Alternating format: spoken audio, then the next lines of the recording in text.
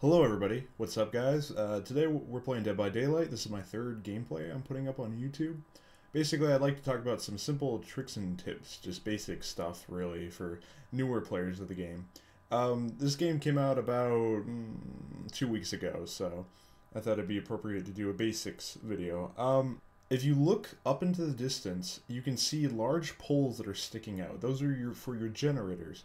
Now, those generators are so you can basically get out. You see at the bottom left with your item. The map is what I'm holding at the moment, and that lets me basically see generators within a particular distance. On your far right of the screen, you'll see your perks. That's pretty basic. Most people understand that. But one thing you might not know is that when you're working with a teammate, you get points for using co-op action. Basically, if 2 or 3 people work on a generator, not only does it make it faster, it also gives you extra points.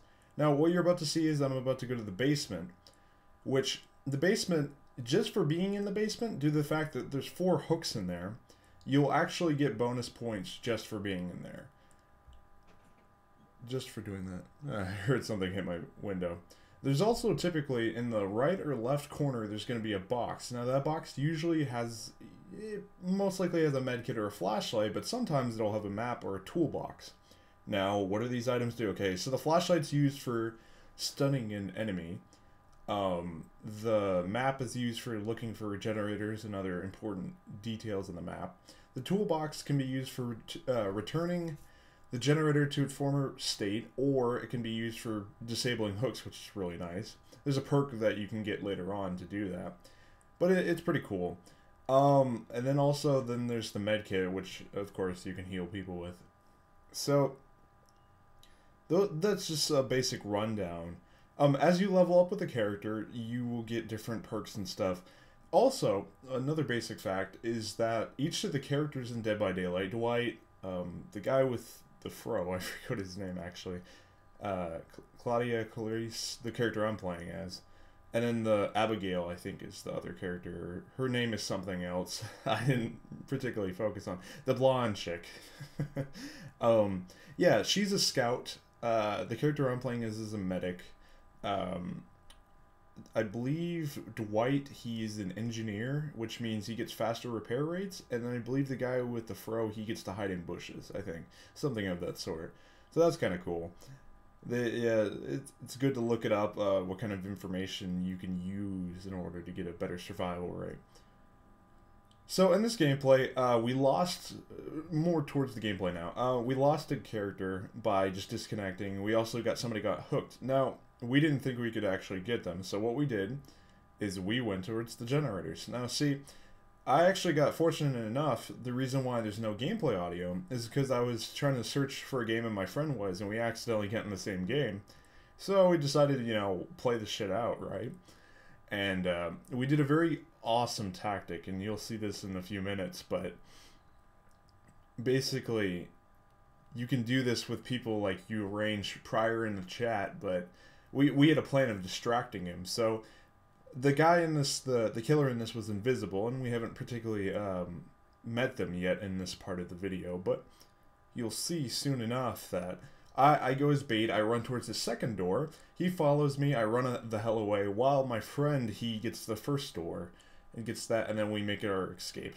He almost gets trapped too, which was quite funny. But yeah, it's pretty epic, so that's something I wanted to do. Oh yeah, see, right now I'm disabling a hook. There's a skill check on it, which it might jump you, but if you listen to the sounds, it'll give you more of an advanced notice in order to get ready for the skill check.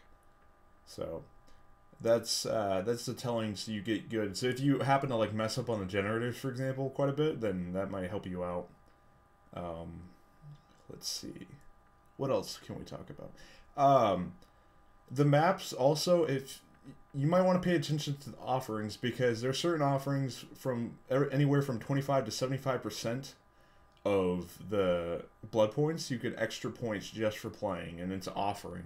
Offerings are one-time uses, and they can be very useful to get your bonuses to move up a skill rank, which the skill ranks goes from about 20 to 1, and 1 is clearly the best. So you want to be very you might not want to play with a 1, because you're either going to get far outclassed, or they're going to be very selfish in the game, and can you blame them? I mean, they played a lot, so at this current moment, I'm level 18, just moving up and about. But yeah, I would try out all the characters just for shits and giggles, just to try to see what you can do. The maps, also, trapdoors, that's something I wanted to cover. Trapdoors, they're usually near a building or inside the building. They spawn randomly, but they're usually near a large structure. That's something I've noticed from my gameplay. Oh yeah, and you can see on the map that it just flashes where the 2 exits are. That's very important to learn where the heck they are, because you can get really lost if you don't know where they are. And the killer will find you and, you know, put you on the hook. So that would be not good. But back to what I was saying. Yeah, you want to find the trapdoors usually at the earlier beginning, because if you're the last one left, you're allowed to jump through. Or if you have an item that's a key which can unlock the trapdoor that anybody can jump through. Another thing, I'm not sure if it was intended, but if you're down on the ground, you can still exit through the trapdoor, whether or not you're up or not. If you're down from getting hit twice or once with a chainsaw, then you can still make it, which is pretty awesome. So yeah, use this as a bait. I'm going to encounter the invisible guy in just a moment. This video is a little disorganized due to the fact that I'm kind of watching this while speaking. So it provides a thing. I think I've already seen him. Yeah, I'm running away.